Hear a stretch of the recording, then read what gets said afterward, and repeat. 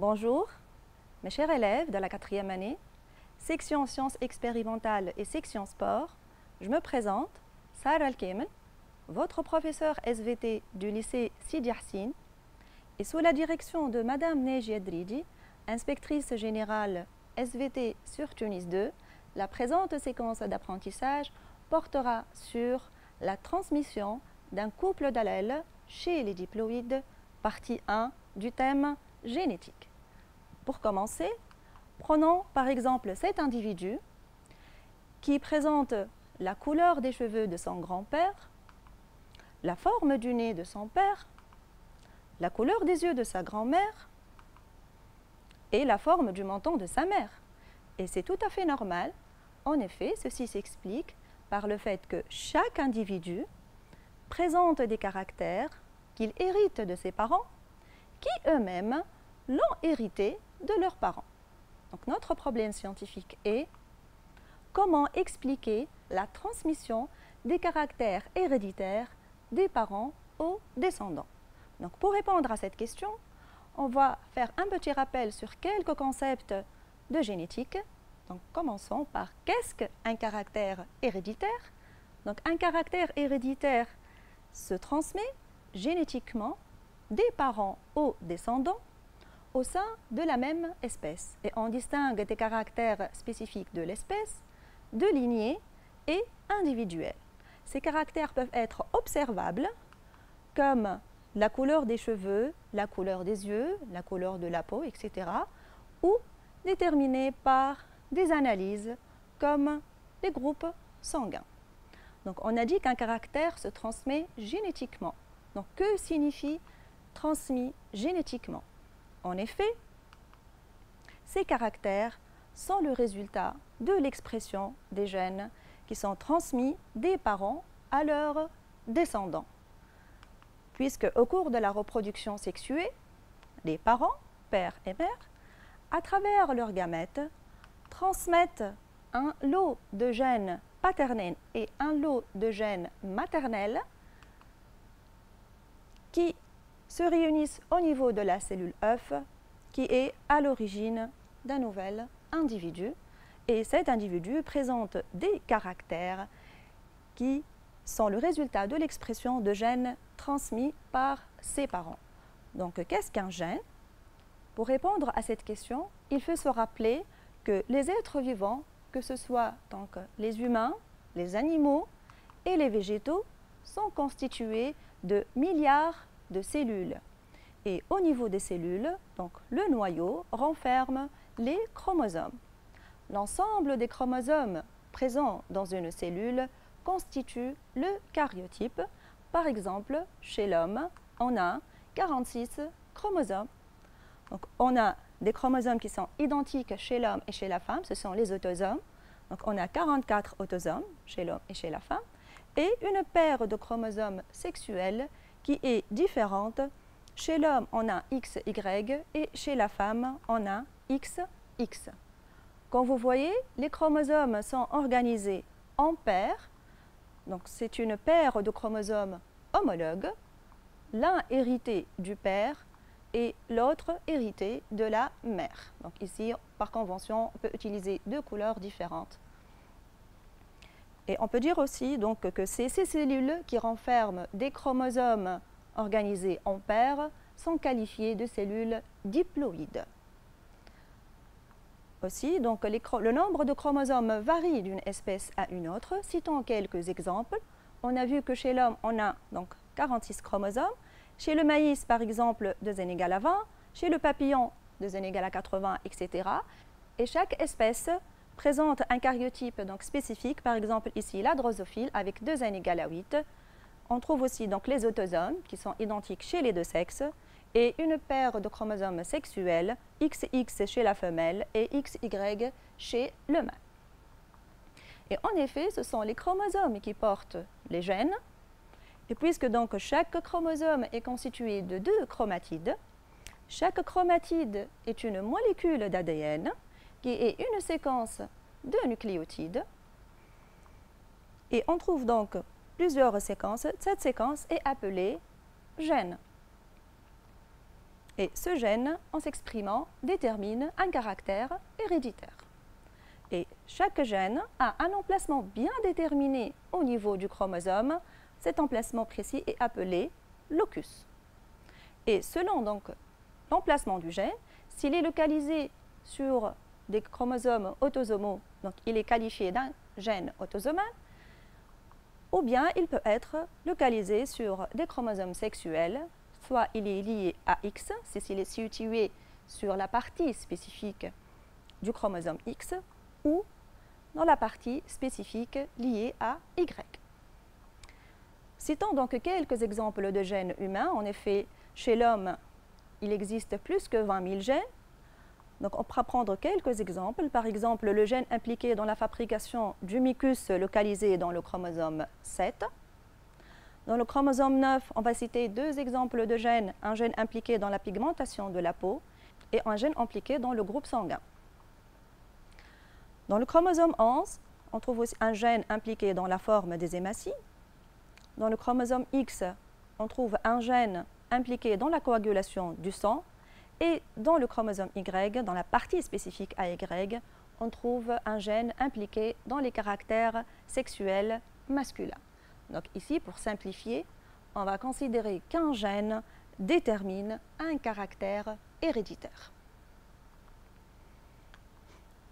Aussi, donc on peut dire qu'un gène, en fait, il présente deux versions ou deux formes, appelées allèles.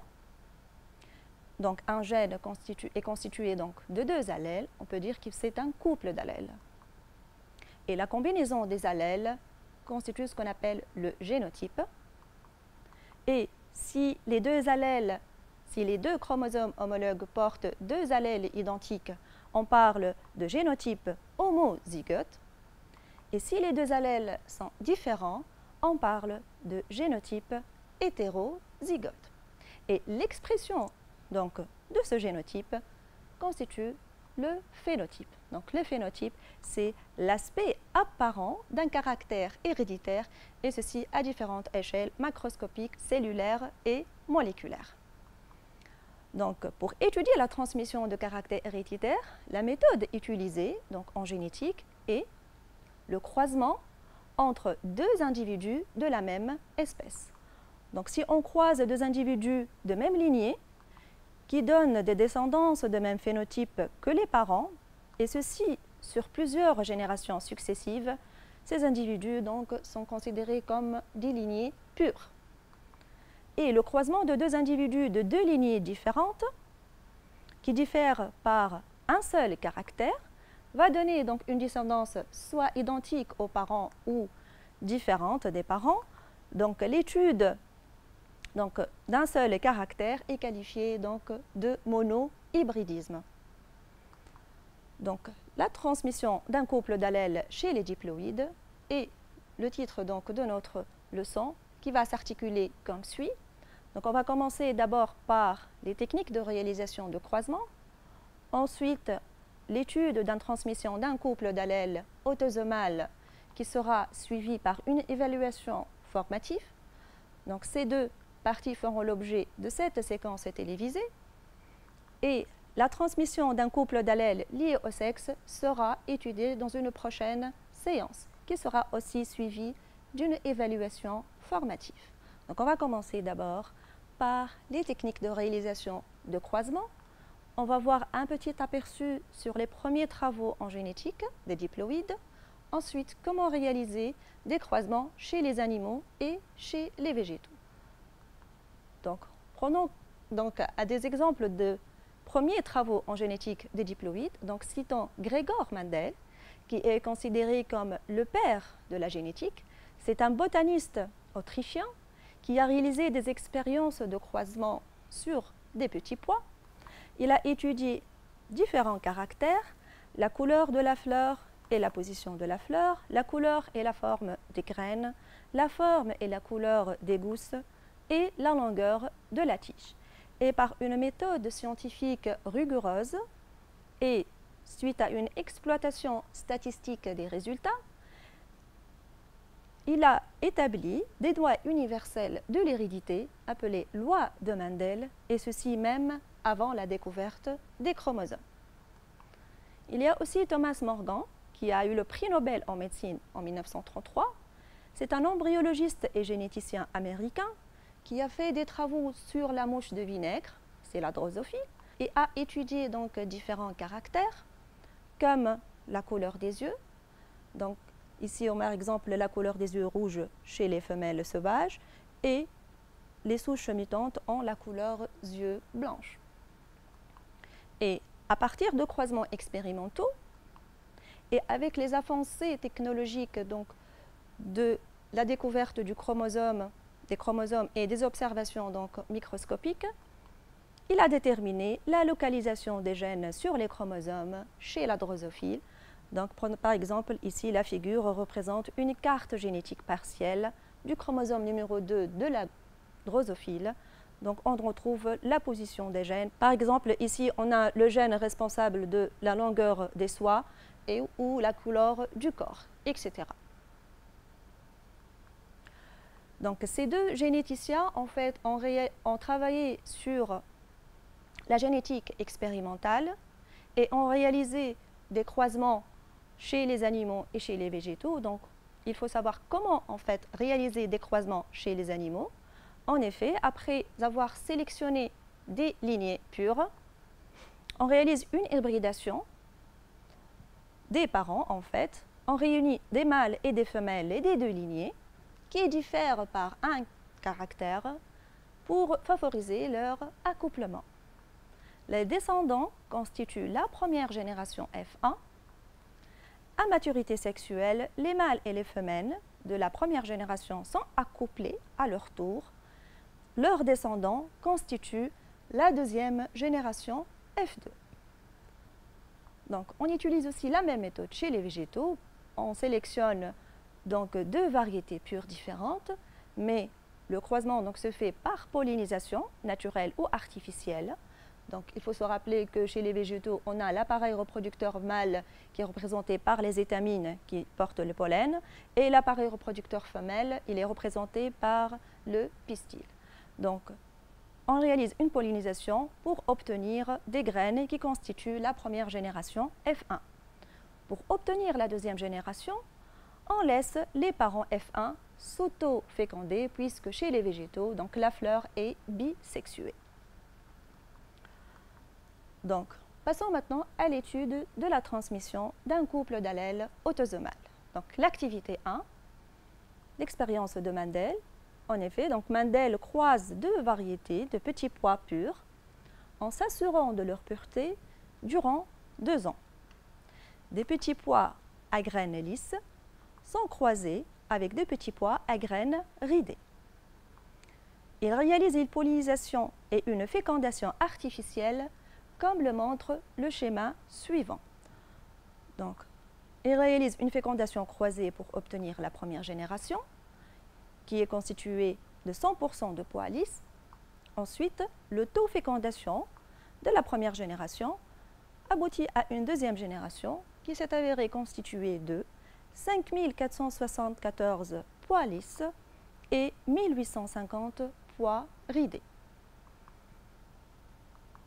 Donc, analysons les résultats des croisements afin de déterminer le mode de transmission du caractère étudié chez le petit pois et réalisons une interprétation chromosomique des croisements. Donc, pour répondre à cette question et pour répondre à la première question, donc pour analyser les résultats de ces croisements, on utilise une méthodologie d'analyse des résultats d'un croisement. On va commencer d'abord par préciser le caractère étudié en indiquant si les individus croisés sont de même de lignées ou de lignées différentes. Ensuite, comparer les phénotypes parentaux et ceux des descendants en vue de dégager la relation de dominance. Deuxième étape, donc on formule des hypothèses sur le nombre de gènes qui déterminent le caractère étudié en proposant des symboles pour les allèles et une deuxième hypothèse pour la localisation du gène. Ensuite, à partir donc, de ces hypothèses qu'on a formulées, on va expliquer le problème donc, et les données du problème pour déterminer les génotypes des parents. On va représenter les croisements ainsi que les gamètes et l'échiquier de leur rencontre, déterminer la composition phénotypique et génotypique des descendants. Et enfin, donc, pour valider les hypothèses émises, on compare les résultats théoriques aux données expérimentales. Donc, on va suivre étape par étape pour résoudre notre problème. Donc, on va commencer par la première étape. Il faut préciser le caractère étudié en indiquant si les individus croisés sont de même lignée ou de lignées différentes. Donc ici, le croisement qu'a fait Mendel, il fait intervenir deux variétés de petits pois, pois lisses et pois ridés, donc qui ne diffèrent que par un seul caractère. C'est l'aspect de la graine. Donc ici, on est en train d'étudier un cas de monohybridisme. Ensuite, on va comparer les phénotypes parentaux et ceux de descendants en vue de dégager la relation de dominance. Donc la première génération, effectivement, est formée de 100% de pois lisses et présente un phénotype parental. Donc c'est identique à l'un des parents. Ici, on parle d'un cas de dominance absolue. On va maintenant formuler des hypothèses sur le nombre de gènes. Donc on suppose que le caractère étudié aspect de la graine est contrôlé par un seul gène. Et on a vu qu'un gène est constitué d'un couple d'allèles. Donc ce gène présente deux versions ou deux allèles. Un premier allèle qui détermine le phénotype, l'aspect lisse, et un deuxième allèle qui détermine le phénotype, aspect ridé. Proposons maintenant donc des symboles pour les allèles. Pour cela, on va faire un petit rappel sur la convention d'écriture. On a vu que pour les générations, on utilise donc grand P pour les parents, F1 pour la première génération, F2 pour la deuxième génération, donc F pour fratrie. Et ici, dans un cas de dominance absolue, l'allèle dominant est désigné par une lettre majuscule, l'allèle récessif est désigné par une lettre minuscule et le phénotype est désigné par une lettre entre crochets, alors que le génotype est placé de part et d'autre, alors que pour le génotype, le couple d'allèles est placé de part et d'autre d'un double trait qui symbolise la paire des chromosomes homologues. Donc revenons maintenant à notre activité. On va maintenant donc proposer des symboles pour les deux allèles. On va faire un petit rappel pour les conventions d'écriture. Donc on a vu que pour les générations, on utilise la lettre P pour les parents, F1 pour la première génération et F2 pour la deuxième génération, F pour fratrie.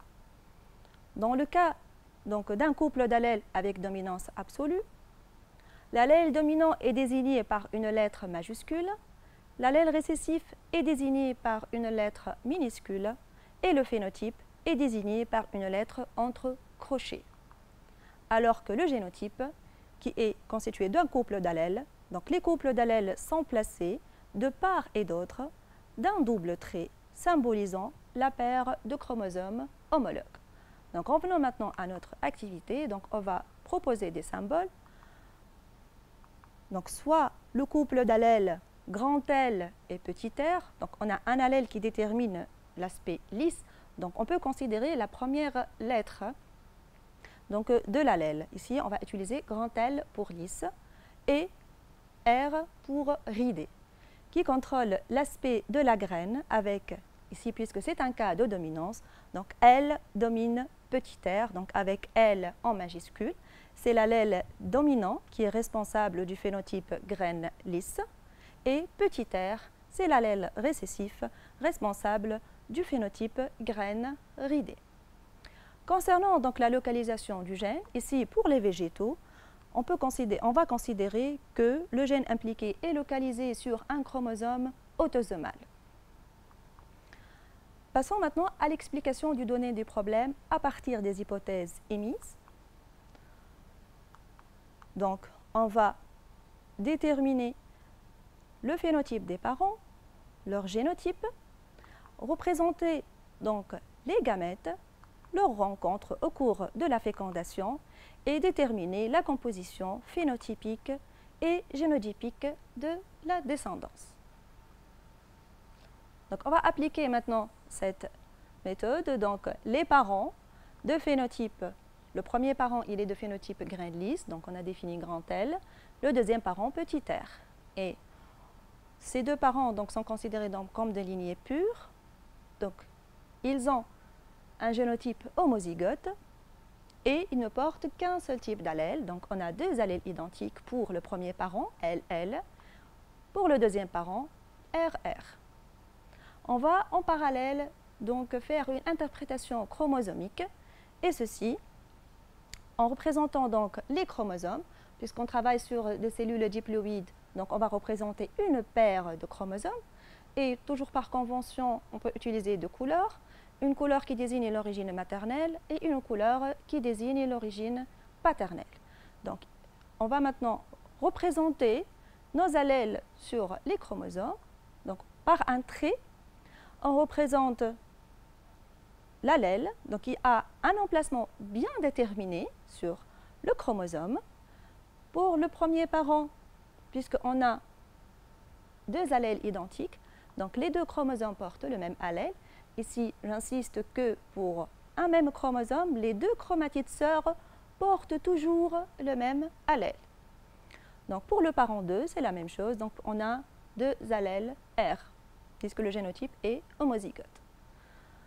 Ensuite, donc, on va représenter les gamètes, donc issus au cours de la méiose. En effet, au cours de la méiose, on assiste à une séparation des chromosomes homologues, ensuite une séparation des chromatides. Donc au niveau des gamètes, on représente donc un seul chromosome simple. Donc, et ici, bien sûr, il porte l'allèle L. On a 100% de gamètes qui sont identiques avec l'allèle L. Donc génotype L. De même, pour le deuxième parent, on obtient donc des gamètes qui portent donc un chromosome simple. Pour la fécondation, donc, qui est la rencontre des deux gamètes, qui va donner un individu diploïde, donc on va représenter les deux chromosomes. Le premier chromosome, donc, issu donc, du gamète, ici on va considérer que le rouge c'est le gamète femelle. Donc un chromosome issu du parent 1 et un chromosome issu du parent 2. Ici, il faut représenter les chromosomes avec deux chromatides. Donc, et bien sûr, on représente les allèles L et R. Donc, ces individus de la première génération ont comme pour génotype L et R. Donc, ces individus sont de génotype hétérozygote, puisqu'ils présentent deux allèles différents. Ils sont considérés donc comme des lignées hybrides. Ces individus donc, ont comme phénotype L. Ici, on a deux allèles, un allèle dominant et un allèle récessif. Et en fait, c'est le allèle dominant qui s'exprime et on a un phénotype lisse. Ces individus donc, de la première génération sont tous identiques, donc ils sont homogènes et ils sont hybrides. Ici, donc, on va énoncer une loi. En effet, leur croisement de deux lignées pures qui diffèrent par un seul caractère donne toujours une première génération qui est uniforme, qui est homogène, c'est-à-dire qu'ils ont le même phénotype et qui sont hybrides. C'est la première loi de Mendel nommée uniformité de F1. Passons maintenant à la deuxième génération. Donc, c'est une autofécondation des individus F1. Donc, on écrit leur phénotype, leur génotype. Donc, bien sûr, on garde donc la même interprétation chromosomique. Donc, on obtient les gamètes par méiose. Ici, au cours de la méiose, il va y avoir une séparation des chromosomes homologues. Et ici, chaque chromosome porte un allèle. Donc, on va avoir deux gamètes différents. Bien sûr, suite à la séparation des chromatides, on obtient des gamètes avec un chromosome simple. Donc, un chromosome qui va porter l'allèle L et un chromosome qui va porter l'allèle R. Donc, on a deux gamètes qui sont génétiquement différents, donc 50%, 50%. De même, pour le deuxième individu, on a 50% L et 50% R. Donc ici, on remarque que les gamètes contiennent un seul allèle pour le gène. Donc on va définir une loi de disjonction des allèles, puisque au cours de la méiose, il y a séparation des chromosomes homologues, donc chaque allèle va se séparer de l'autre et au niveau du gamète, on n'obtient qu'un seul allèle du gène. Donc c'est la deuxième loi de Mendel nommée pureté des gamètes. Donc ici, quand vous représentez les gamètes, il faut toujours donc écrire que la deuxième loi de Mendel est vérifiée.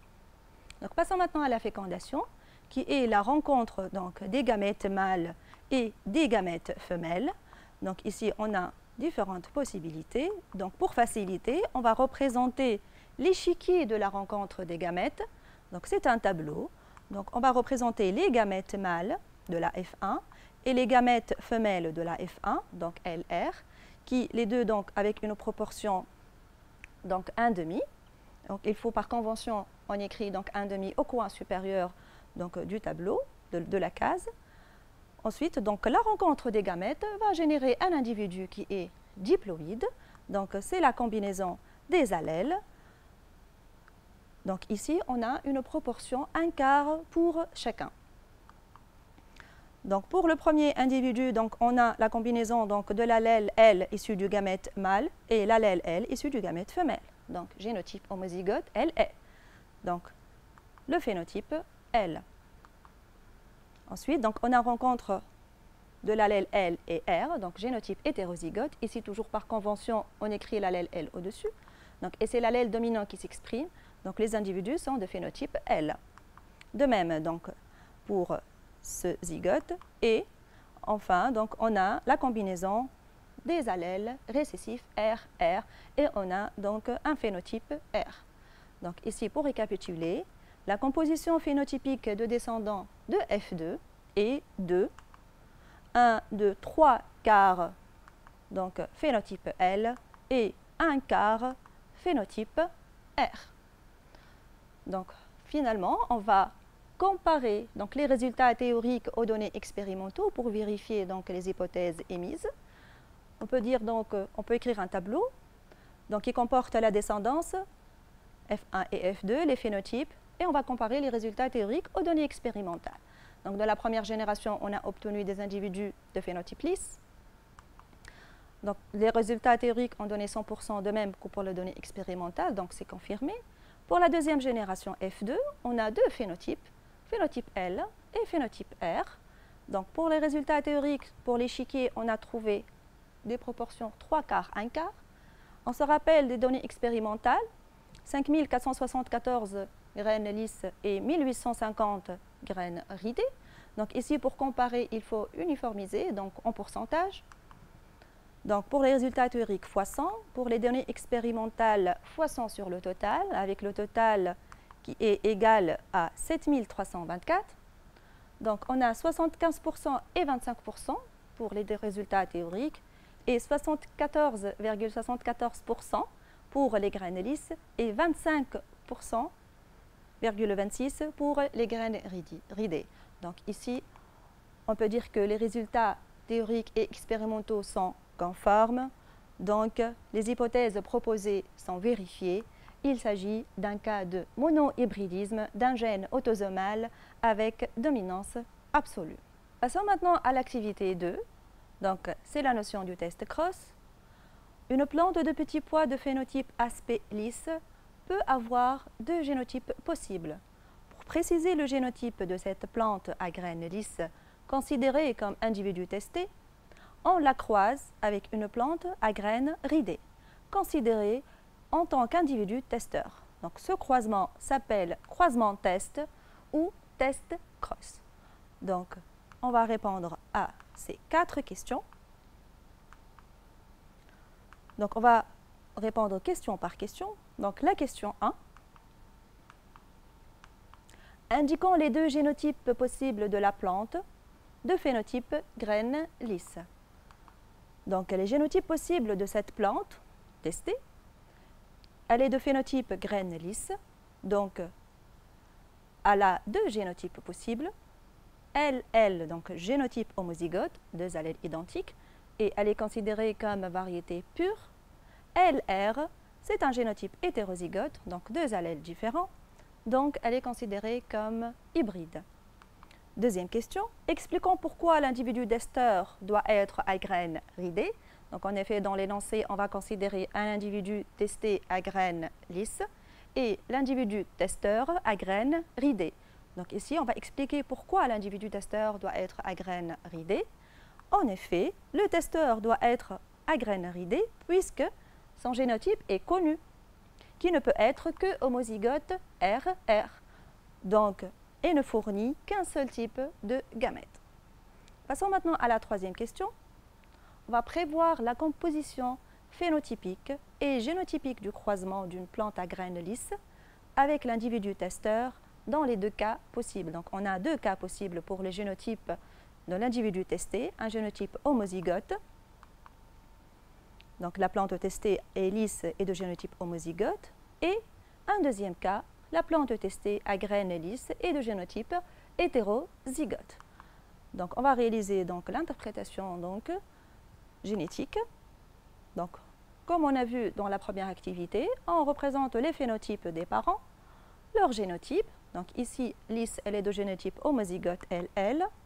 Et le testeur, il est donc de phénotype ridé, il est de génotype homozygote RR.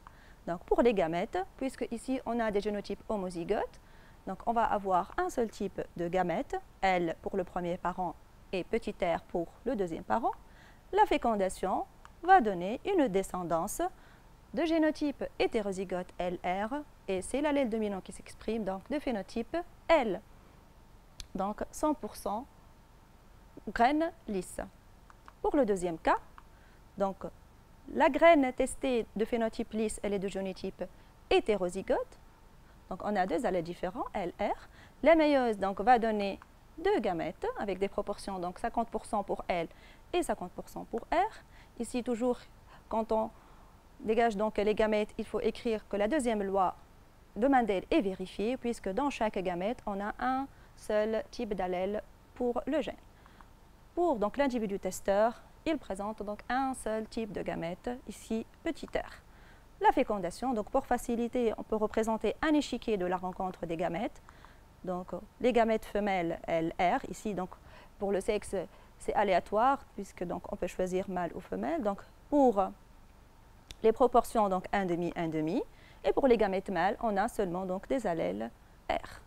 La fécondation donc elle va donner des individus qui ont un génotype hétérozygote de phénotype L et des individus de génotype homozygote RR, donc de phénotype R. Donc ici, la descendance est composée de 1,5 grand L et 1,5 petit r. Donc la quatrième question, énonçons donc de façon générale l'intérêt et les possibilités du test cross. Donc le test cross en effet c'est quoi? C'est un croisement entre un individu testé et un individu testeur. L'individu testé, généralement, donc, il a un phénotype donc, dominant, le testeur, donc, et l'individu testé peut avoir deux génotypes possibles, donc son génotype est inconnu. Mais l'individu testeur, il est de génotype connu, homozygote. Donc, l'intérêt du test cross, effectivement, est de déterminer le génotype de l'individu testé. Donc, soit il est homozygote ou il est hétérozygote. Donc, on a deux possibilités à envisager. Si le test cross donne 100% d'individus de même phénotype, donc l'individu testé est de génotype homozygote, donc elle est considérée de lignée pure. Et si le test cross donne 50% d'individus d'un phénotype grand A, ici par exemple, si on considère un couple d'allèles grand A, petit a, et 50% d'individus petit a, donc l'individu testé est de génotype hétérozygote et la lignée donc est considérée comme hybride. Donc récapitulons maintenant sur le monohybridisme d'un couple d'allèles autosomal avec dominance absolue. Donc on a vu trois types de croisements. Par exemple, on va généraliser pour un couple d'allèles grand A, petit a, avec grand A l'allèle dominant en majuscule et l'allèle récessif petit a. Donc on a vu trois types de croisements. On a vu un premier croisement qui fait intervenir donc deux individus purs qui donne une génération 100% uniforme et hybride. Ici, la première loi de Mendel est vérifiée. On a vu un deuxième croisement d'un individu hybride et hybride, c'est dans le cas donc de F1, des individus F1 croisés entre eux, qui donne une deuxième génération, 3 quarts, 1 quart. 3 quarts ici grand A et 1 quart petit a. Le troisième croisement, donc au niveau du test cross, si on relise le croisement d'un individu hybride et donc pur, on obtient donc une descendance constituée de 1,5, 1,5. Voilà, donc passons maintenant à une évaluation. Voyons si vous avez bien assimilé donc, cette séance. On va commencer d'abord par un QCM. Donc pour chacun des items suivants, il peut y avoir une ou deux bonnes réponses. Donc on va repérer la bonne réponse. Premier item, chez un individu hybride, l'allèle récessif peut s'exprimer. Est-ce que c'est correct? Non, donc l'allèle récessif ne s'exprime pas, c'est l'allèle dominant qui s'exprime. B, le génotype est hétérozygote. Oui, c'est correct. C, il y a production de gamètes génétiquement différents. Oui, puisqu'il a le génotype hétérozygote, donc il produit de gamètes différents. Donc, et petit d, c'est faux, il ne produit pas des gamètes identiques. Deuxième item, si la F1 issue du croisement P1 et P2, parent P1 et parent P2, ne présente que le phénotype de P1. Donc, petit a, les individus F1 sont hétérozygotes. Oui, puisque donc, ils sont hybrides. Petit b, les parents P1 et P2 sont hétérozygotes. Non, ils sont homozygotes. Petit c, correct. D, les parents P1 sont de lignée hybride. Non, puisqu'ils sont homozygotes, donc ils sont de lignée pure. Ici, c'est la première loi de Mendel. Troisième item, le test cross donne toujours des individus de même génotype. Non, c'est faux, ça ne donne pas toujours. Oui, ça peut donner des individus de même génotype ou 1,5, 1,5. Petit b donne toujours une descendance avec des proportions 50-50. Non, donc ça peut donner les deux cas. C est réalisé en croisant l'individu attesté avec un individu homozygote. Oui, donc l'individu testeur doit être hétérozygote. D permet de déterminer le nombre de catégories de gamètes produites par le parent testé. Oui, puisque si on détermine le génotype homozygote ou hétérozygote, ça nous permet de déterminer le nombre de gamètes. Si l'individu est homozygote, on a un seul type de gamètes. Si l'individu est hétérozygote, on a deux types de gamètes différents. Passons maintenant donc à une évaluation. Donc je vous propose cet exercice. Donc on se propose d'étudier la transmission d'un caractère héréditaire chez la souris. On réalise alors les deux croisements suivants. Donc on a le croisement 1, souris grise avec des souris grises, qui donne une descendance composée de 451 souris grises et 149 souris blanches. Le deuxième croisement, on utilise aussi deux souris grises, mais la descendance donne un résultat différent du croisement 1. Donc on va répondre aux questions suivantes. Donc, on va d'abord analyser les résultats du croisement 1 en vue de déterminer le mode de transmission du caractère étudié. Prévoyez la composition phénotypique et génotypique de la descendance du croisement 2 en justifiant donc la réponse.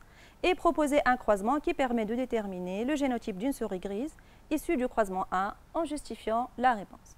Donc, pour répondre à la première question, donc, appliquons la méthode d'analyse qu'on a utilisée donc, au cours de l'activité 1. Donc, on va d'abord préciser le caractère étudié en indiquant si les individus croisés sont de même lignée ou de lignées différentes. Donc, ici, le croisement 1 a été réalisé entre deux souris de même lignée grise, donc de même phénotype, qui donne une descendance formée par des souris grises et des souris blanches. Donc, il s'agit de la transmission d'un seul caractère héréditaire chez la souris qui est la couleur du pelage. Donc, c'est un cas de monohybridisme. On peut dire aussi, donc, en comparant les phénotypes parentaux et aux descendants, que la descendance est hétérogène. Elle est composée de deux phénotypes, des souris grises et des souris blanches. Donc, on peut déduire que c'est un cas de dominance absolue, puisqu'on a seulement deux phénotypes, et que les parents croisés sont des hybrides. Donc, ici, la première loi de Mendel n'est pas vérifiée, et elles sont donc de génotype hétérozygote. Passons maintenant donc aux hypothèses. On va supposer que le caractère couleur du pelage est contrôlé par un seul gène, qui présente donc deux allèles, un premier allèle qui détermine le phénotype gris et un deuxième allèle qui détermine le phénotype blanc. Donc ici, pour déterminer quel est le phénotype dominant et quel est le phénotype récessif, on remarque que les parents croisés sont hétérozygotes et de phénotype gris. Donc le premier allèle qui détermine le phénotype gris s'exprime et le deuxième allèle qui détermine le phénotype blanc, en effet, ne s'exprime pas, donc il est masqué chez les parents. Donc c'est l'allèle récessif. Donc on va émettre l'hypothèse sur le couple d'allèles avec des symboles. Donc soit le couple d'allèles grand G, petit b, qui contrôle la couleur du pelage chez la souris, avec grand G, c'est l'allèle dominant, qui domine petit b. Donc grand G, ici on peut choisir toujours donc, la première lettre. Grand G, allèle dominant, responsable du phénotype gris, et petit b, allèle récessif, responsable du phénotype blanc. Concernant la localisation du gène, donc, puisque la descendance ne présente pas de ségrégation selon le sexe, donc le gène impliqué est localisé sur un chromosome autosomal. Donc, expliquons maintenant les données du problème à partir des hypothèses formulées. Donc, en utilisant les symboles, donc on a les deux parents sont de phénotype gris, de génotype hétérozygote. Donc, les deux parents donnent des gamètes donc, qui sont différents et on vérifie toujours la deuxième loi de Mendel. Donc pour le premier parent, on a deux gamètes G et B avec des proportions 50-50, de même pour le deuxième parent. Donc l'échiquier de la rencontre des gamètes, donc toujours on représente les gamètes mâles et les gamètes femelles, qui sont avec des proportions donc 1,5. Et le zygote, donc la rencontre des gamètes va donner un zygote de proportion 1/4. Donc on a un individu de génotype homozygote, GG, donc de phénotype G, un individu issu donc de la composition, de la combinaison des deux allèles G et B, donc génotype hétérozygote et phénotype G, aussi donc GB de phénotype G et allèle homozygote BB, donc de phénotype petit b. Donc la composition phénotypique des descendants est 3/4 grand G, phénotype gris, et 1/4 petit b, phénotype blanc. Donc on va vérifier donc, la validité des hypothèses en comparant les résultats théoriques aux données expérimentales. Donc, pour la descendance, on a deux phénotypes. On a trouvé dans l'échiquier 3/4, 1/4. On se rappelle donc des données expérimentales 451 souris grises et 149 souris blanches. On uniforme toujours en pourcentage. Donc 75%, 25% pour les résultats théoriques et 75,17% pour les souris grises et 24,83% pour les souris blanches. Donc les résultats théoriques et expérimentaux sont conformes, alors les hypothèses proposées sont vérifiées. Donc il s'agit bien d'un cas de monohybridisme d'un gène autosomal avec dominance absolue. Passons maintenant à la deuxième question. On va prévoir la composition phénotypique et génotypique de la descendance du croisement 2 en justifiant la réponse. Donc le croisement 2 a été réalisé entre deux souris grises, mais donne une descendance différente du croisement 1, qui a été réalisé aussi entre deux souris grises qu'on a définies qu'elles sont hybrides, donc de génotype hétérozygote. Alors, les souris grises du croisement 2 ont un génotype différent de celle du croisement 1. Donc on a deux cas possibles. Soit les deux souris grises croisées ont un génotype homozygote, ou bien on a réalisé un croisement entre une souris grise de génotype hétérozygote et avec une souris de génotype homozygote. Donc pour déterminer la composition phénotypique, il faut faire l'analyse génétique. On écrit les phénotypes, les génotypes. Donc les deux individus sont homozygotes et donnent toujours un seul type de gamète. La fécondation donc, donne une génération composée de 100% d'individus de phénotype gris et de génotype homozygote. Le deuxième cas, donc on a un individu de génotype hétérozygote et un deuxième individu donc, de génotype homozygote. Les gamètes, donc toujours, si on a un génotype hétérozygote, on vérifie la deuxième loi de Mendel. Donc GB pour le premier individu, 50-50, et 100% gamètes qui contiennent l'allèle G pour le deuxième individu qui est à génotype homozygote. Donc la fécondation, soit on fait un échiquier ou bien des flèches comme ceci. Donc on a la rencontre des deux allèles G Donc, ou bien la rencontre de l'allèle petit b du premier parent avec l'allèle grand G du deuxième parent. Donc, on a 50% génotype homozygote GG et 50% génotype hétérozygote GB. Donc, ces deux individus présentent un phénotype G. Donc, là, le résultat, en effet, est identique, 100% pour les deux cas, mais ce sont les génotypes qui diffèrent. Donc, on va terminer donc avec la troisième question. Proposer un croisement qui permet de déterminer le génotype d'une souris grise issue du croisement 1 en justifiant la réponse. Donc, pour déterminer le génotype d'une souris grise, il faut faire le test cross, qui consiste à un croisement entre cette souris, qui est l'individu testé, avec un individu testeur de génotype connu, qui est donc la souris blanche. Donc, on a deux possibilités à envisager. Si ce croisement, donc test cross, donne 100% de souris grises, donc la souris testée est de génotype homozygote, GG, et elle est de lignée pure. Si le test cross donne 50% de souris grises et 50% de souris blanches, donc la souris testée issue de ce croisement est de génotype hétérozygote GB et elle est hybride. Voilà, donc cette séquence est achevée. Merci pour votre attention. Merci à tous mes collègues qui ont participé à l'élaboration du travail.